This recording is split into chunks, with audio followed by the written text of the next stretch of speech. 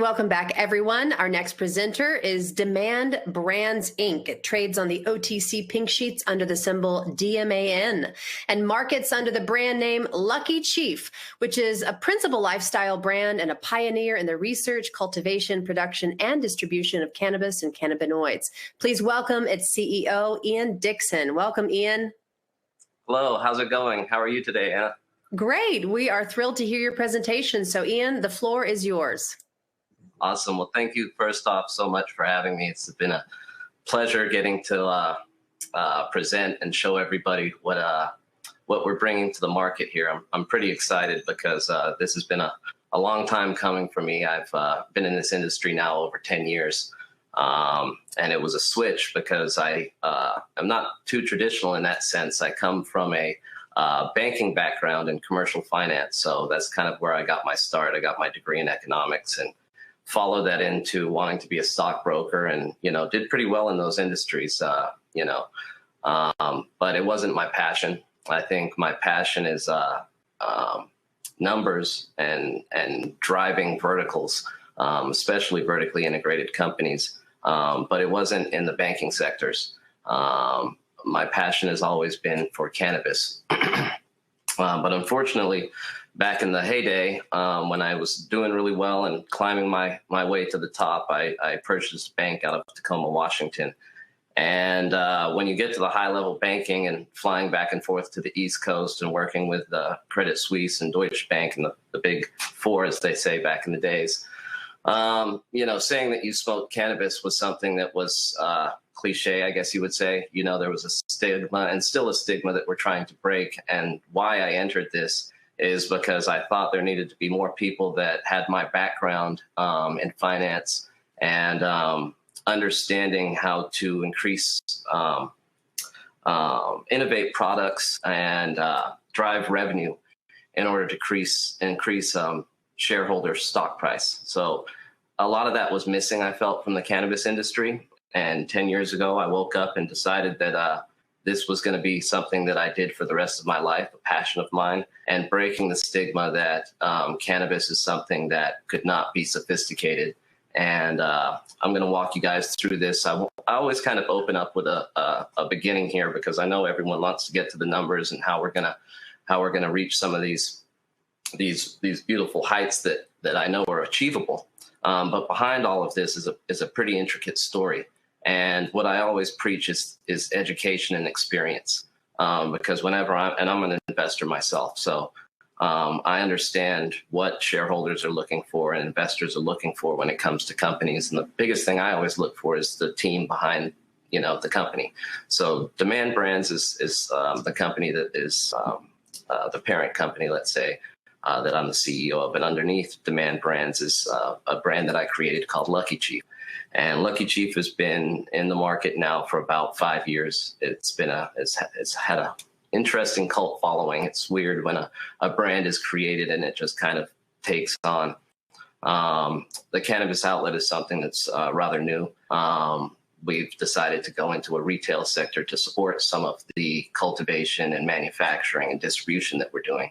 So that is something that we're currently looking to bring out is our dispensary in the Central Valley in California, and also look in the future to add on to our retail platform. So I'm going to walk through the slides here, and forgive me, sometimes I do tend to get long-winded. So I will try to go as fast as I can because I know there's going to be some questions that need to be answered. So I will try to make my way through these slides as quick as I can to maximize the time we have, because I want to make sure that we answer all questions. And I love transparency. And that's why I'm here, because I think the big factor that differentiates us in this market, and what I really want to do is grab a piece of this market share. I'm looking at the current space, and what's beautiful about me being here is I've been here for 5 years. So I've been able to, and when I say 5 years, I mean high-level distribution and cannabis distribution and understanding what the consumer wants. And I think that's a lot of things that are missing. I mean, obviously, we've seen a lot of money, not only from Canada, but institutional dollars dump into the cannabis space. And I think you put dollars into the hands of somebody that you trust. And there was a lot of, let's say, Ivy League and, different people that wanted to enter into this industry. But as I always go back to, the experience is where you really need to understand this from a consumer base, because every market is different. Every consumer is wanting a different thing. This industry is completely changing. So you have to start from the top to bottom, from the genetics, the seed, all the way to the end sale and the consumer and everything in between that. So I'm kind of going to go through that as we go slide by slide and kind of try to disseminate what is going to differentiate us in this marketplace, and what is going to allow us to drive serious revenue. Because at the end of the day, that's what we're here for. And I'm going to get to that towards the end of the slides. But as I said, this is a full story and I want it to all make sense. So we're going to walk through these one by one. This is one of our innovative products. This is a grinder jar that we're coming out with that we really feel that is going to change the marketplace. Again, innovating products is something that we are just very big on. I look at some of the greats out there, the Elon Musks and what he did with Tesla. And I think when you start with a car like the Roadster, obviously that was the first shot at him putting a electric vehicle onto the market, and it did pretty well. But as times evolve, you innovate and you're always changing. And why I think Tesla has been mega successful is because they're always innovating, they came with the Model S. And after that, the revealing of Cybertruck, and it just keeps going. And I think that when you're driving a company, you always have to be looking at what the consumer wants. And with cannabis, it's something that people think, oh, you grow it, put it in a package and sell it, and it's going to sell. And unfortunately, that's why there's a lot of cannabis companies that are failing, because they don't understand this marketplace. So as we walk through this executive summary here, I'm kind of going to go through the verticals that we feel truly bring together a corporation that's going to be long standing in this industry. So some of the things we're really excited about is our IP. We have strains and genetics. We have microbials. We have full understanding of what goes into the plant, what's needed to grow the plant. There's a lot of sustainability when it comes to cannabis operations, because at the end of the day, you're dealing with a live plant, and you have to keep this thing in the best of health, because guess what? No one wants to put a moldy piece of weed into their package. And me, again, being a cannabis connoisseur, this is our packaging here. As you can see, there's cannabis in here. What goes into this package, I take pride in. This is something that I would use myself. So when I think of companies, I sometimes think that they're not thinking of what drives the actual revenue. And at the end of the day, what goes into this package is what drives the revenue. And anyone can stick cannabis into here. But as we know, cannabis is not cannabis.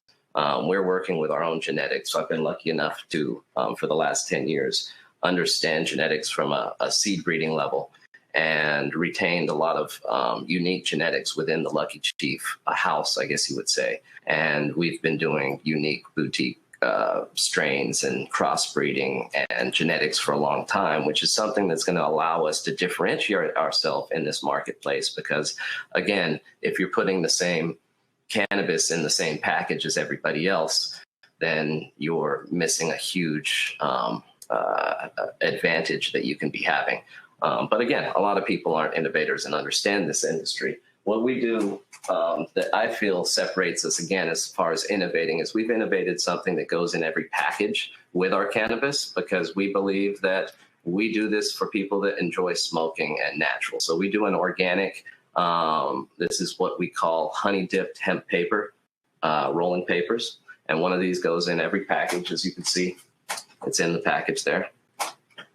And this is currently in distribution in California. We're also building out our distribution platforms currently in Oklahoma. So these products will be coming out now in Oklahoma in our Choctaw farm. So some of other dry IP that we're very excited about is we have some drying technology that we're going to be bringing out that we're excited to share with everybody. We're going to take our drying times from 2 weeks down to 1 day, and this is very scalable, so we can be doing acres at this point. Why we entered into the Oklahoma market is because we wanted to have both a recreational. Here in California, we're under recreational law. In Oklahoma, it's medical. There's different opportunities, different legalities. We can grow at a much bigger outdoor pace when it comes to our outdoor production and cultivation, specifically with feminized seed production. And I'll get into that a little later as we go on. And then we have our manufacturing lab in Oakland, California, that we also have some unique IP on when it comes to different solvents that we're using, and also different methodologies when it comes to the extraction process. So that's another asset that I feel is huge in my arsenal, is the understanding of manufacturing from inside and out. So I was one of the first people in the Northern California region to start working on some really big equipment. I was one of Purge Lab's first customers back 3-4 years ago, when I raised a couple $1 million to essentially bring my lab from the quote unquote gray market into the legal license market. So I was actually one of the first people to obtain a cannabis manufacturing license, and we have what's called a Type 7, which is heavy volatility manufacturing license, which is a pretty rare license to hold. So we were one of the first in the Oakland Bay Area region to be extracting, and we focused on what's called distillate, which is clear oil, as some people call it. So understanding the manufacturing process inside and out, I got to say, is one of my foundations. That and genetics are the two things that I think really rounded off my education in this over the last 10 years. And it's been a learning curve. You know, I entered into this industry thinking it would be easy because, again, it was something that I liked recreationally. But understanding the business side of it and making it actually create revenue and being able to support itself is what I'm kind of proud of myself, because I feel that I'm here today because I was able to give a return to investors, create platforms and companies in the cannabis industry that are still going, and able to now roll those into a platform like DMAN, DMAN Brands, and essentially, grow this thing and scale it the way I think it can be done to a huge level, and life is all about timing. So as we go on here, obviously, as we get into these, I'm going to go through these again. So our grows, obviously, we have our greenhouse, our outdoor production, and our indoor production. We're doing all three production, different production in Oklahoma and California. I'll get into that a little later. Retail, we obviously have our dispensaries with the cannabis outlet. We've started breaking ground there within the next 30 days. So we'll start erecting that dispensary. What is great about that 17-acre site in Atwater, California, is it's right off the freeway. We have 17 acres. All 4 licenses are attached to the project. We're going to start out with our distribution hub and also the dispensary. And then we'll go into phase 2 and phase 3, which will be manufacturing facilities and also greenhouse facilities to support our feminization and genetics breeding. And we'll also probably do some cultivation out there as well. But we're really excited about our Atwater project. That's one of our huge assets that we feel is going to be a big part of DMAN Brands and Lucky Chief moving forward. We're going to end up calling it the Lucky Chief Campus, because I can feel that we can basically bring in all different licenses. We want to go after what's called consumption license. There's some really exciting things that I think we can do around consumption, and especially being that this property, why I purchased it, me and a business partner of mine, was because it was right off the freeway. It's located right next to a super Walmart. And when we think of cannabis, again, I'm a far out thinker. So what I like to do is think about, hey, one day this is going to be like the Walmart of cannabis, so I want to be next to a Walmart, because that's how I think about myself. So the cannabis outlet is going to be something that it can compete and be looked at as a cookie cutter infill. And cannabis is going to be accepted just like Bevmo or, Total Wines and More, or any other discount liquor or alcohol store.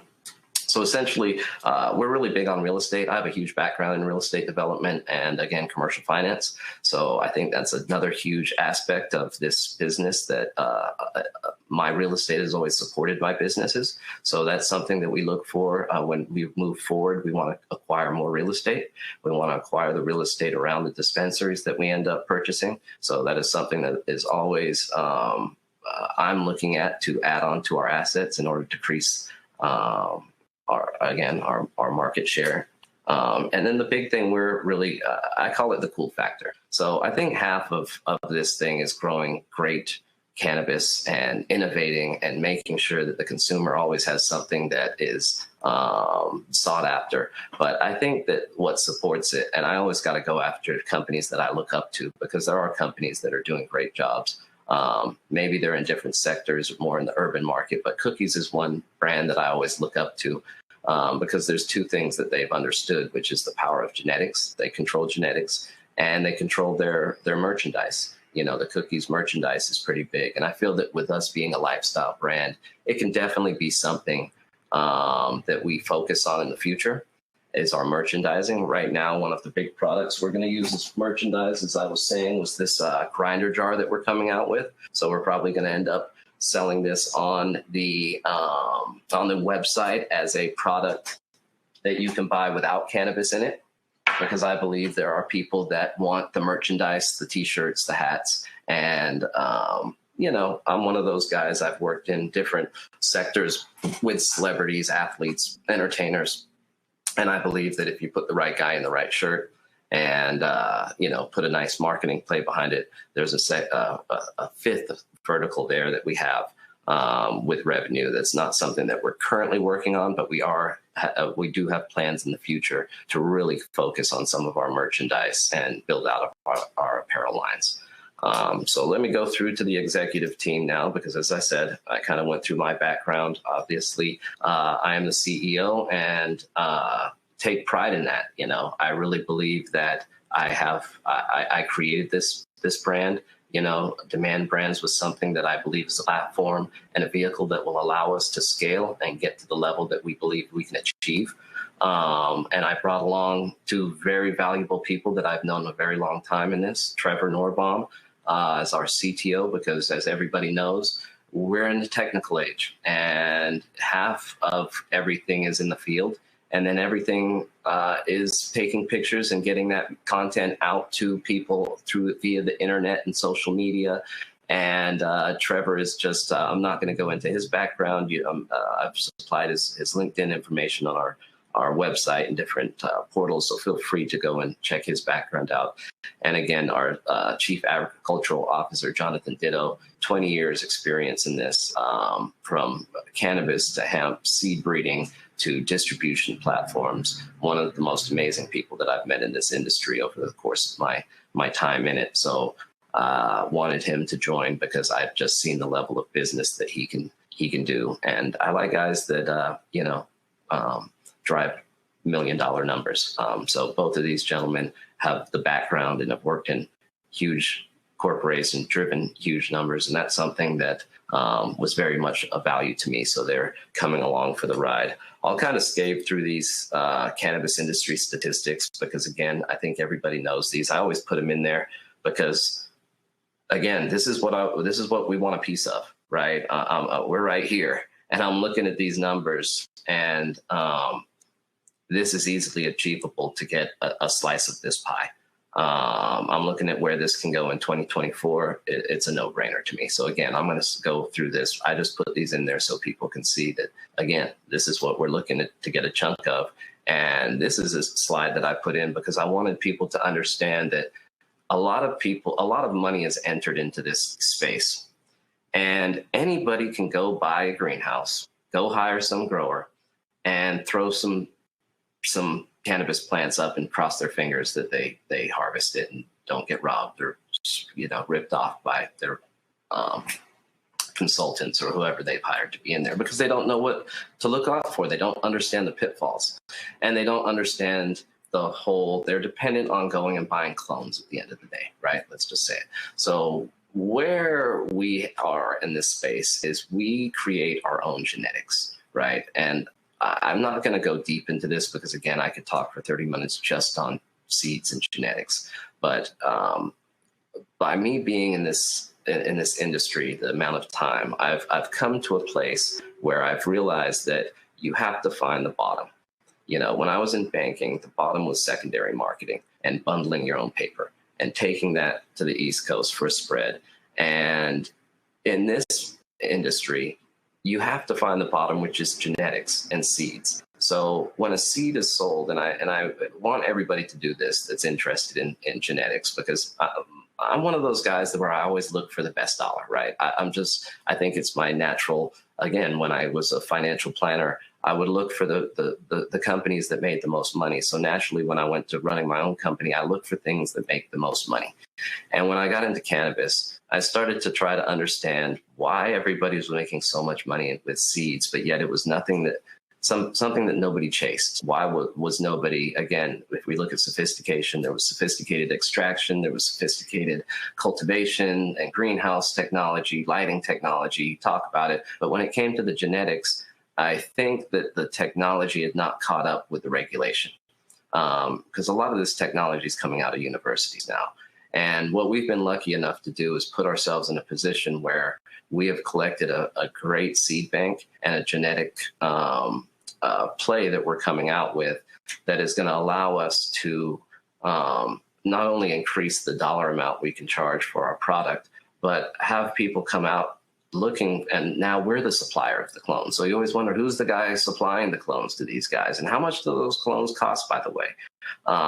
So if you're looking at cannabis seeds and genetics, again, over here, we're at 723 million, but I want a slice of that. So I think there's a lot of companies that can't talk to a slide like this because they don't understand seeds and genetics, because you have to come at it from a 20 or 30 year experience. And we have that on our team. So, and we're pretty lucky to be there. So let's go through our business verticals now. So I really want to focus on our IP, because I think that having, again, and I'm being a little redundant here, but going back to seeds and genetics, I feel that anytime you can place yourself into a position where you have something that is unique to the industry that nobody else has, you have placed yourself in a position of driving revenue.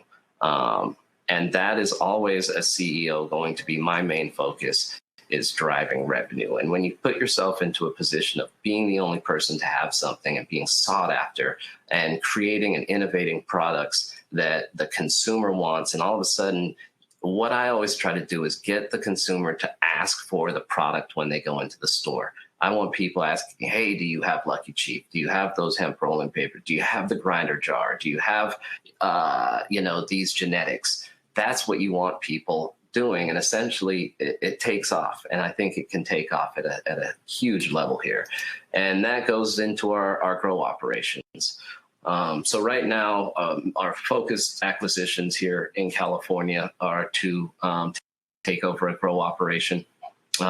We are looking to also do a grow operation on our Atwater project. In Oklahoma, we currently have grow operations that are underway. So we have indoor production going on. And we also have an outdoor production going on that we feel is going to be huge. We're going to focus on the Oklahoma market again, because here in California, it is very hard to grow outdoors because of regulation. They like you to be inside of a greenhouse or inside of a inside of a indoor facility. What we do that's very unique at our grow, and this goes back to our IP, is something called the feminization process. And I'm going to glaze over the feminization process just so I can let people understand that there's a deep level to breeding that people need to understand. So when a male plant and a female plant come together, and they pollinate, the male plant pollinates the female plant. And what you get when that happens is what they call as dioecious seed. And dioecious seeds means, and keep in mind, there's 25,000 seeds in 1 pound of seed. Okay. So when you get a dioecious seed, you don't look at a seed and think to yourself, is it a male or is it a female? There's no way you can tell until you put it into the ground and it sprouts out. In about 2 weeks, you'll be able to tell and sex it. It's called sexing, and find out if it's male or female. So a lot of our cultivators in this space don't want to deal with male plants, obviously, because we're dealing with what goes into this package, which is the female plant. So the female plant essentially is what you want and produces your bud. But the minute pollen gets introduced to a female plant, you now have what's called a seeded plant. And when you're cultivating for flower, this is very undesirable. Obviously, you'll have, a seeded out bud, which at that point you have nothing if you cannot monetize the seeds. So at this point, you have a failed crop.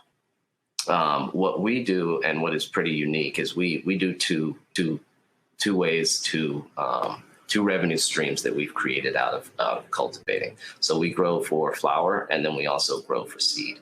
But what we're doing is we're also growing for seed at a mass scale, because again, back to loving big numbers. I start looking at big targets like Canada and again, Oklahoma being able to grow 10, 20, 30 acres of cannabis. Well, who's going to supply the seeds to these guys?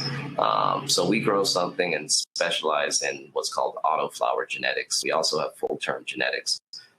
Quick education, full-term genetics are plants that grow full-term, which is 5 months. Most short-term genetics grow anywhere from 90 days to 120 days, right in there. So that's the sweet spot we like, because we like to be in and out of the field a little quicker. That allows us to have 3 to 4 cycles in a year versus 1. And again, we get to monetize seeds. And what a lot of people don't know, and what I challenge everybody to, is go look at seed prices, guys. It's pretty no-brainer. I sell some of our dioecious seed for as low as 5 cents a seed, which isn't bad when you're looking at 25,000 seeds per pound.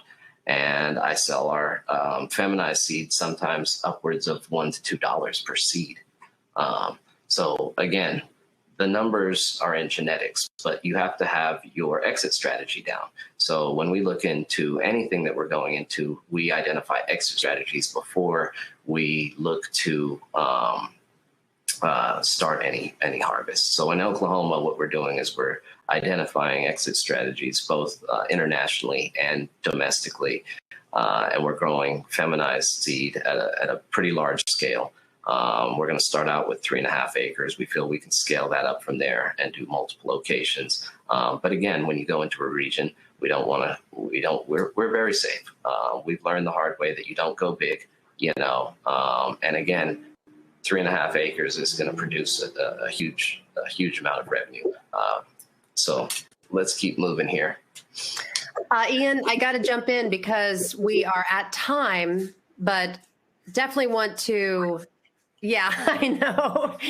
You just have so much going on, so much to talk about.